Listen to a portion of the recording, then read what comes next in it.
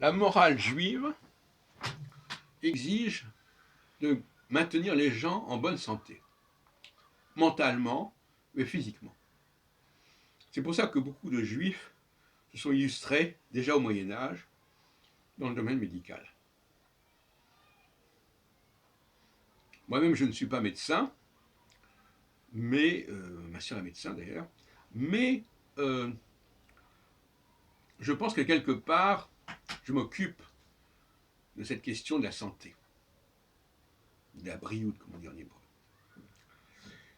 D'ailleurs, les gens, quand ils se quittent en Israël, ils disent Tiyé Bari, sois saint. Et quand on trinque, on dit la briout, à la santé, et en français aussi. C'est peut-être calqué sur le français. Et maintenir les personnes en bonne santé, morale, mentale, physique, c'est un impératif judaïque.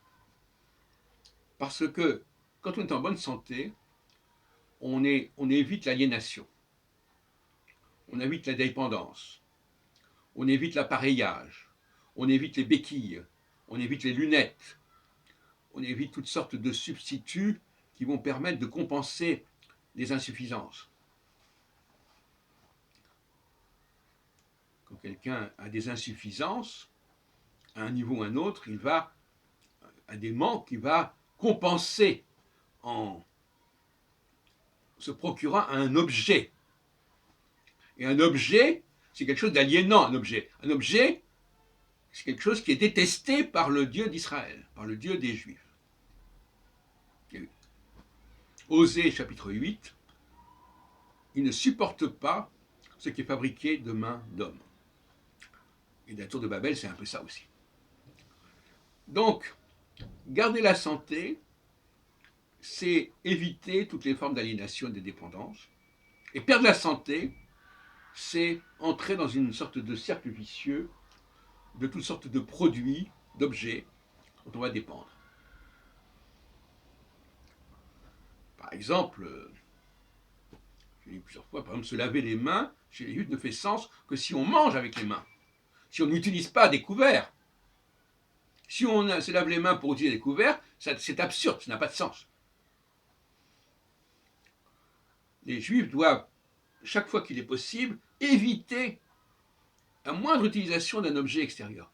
Dans le Shabbat, par exemple, on nous dit, oui, n'utilisez pas ceci ou cela, mais on ne leur demande pas de ne pas utiliser de fourchette. Eh bien, c'est une erreur. L'usage de la fourchette devrait être interdit pendant le Shabbat. De la même façon, d'ailleurs, que l'usage de la kippa, de la calotte, qui est un produit fabriqué. Nous ne naissons pas avec une calotte. Bon, donc c'est quelque chose qui devrait être interdit, en tout cas pour le Shabbat. Tout comme, bien entendu, la lecture, le livre, qui vient compenser notre manque de mémoire.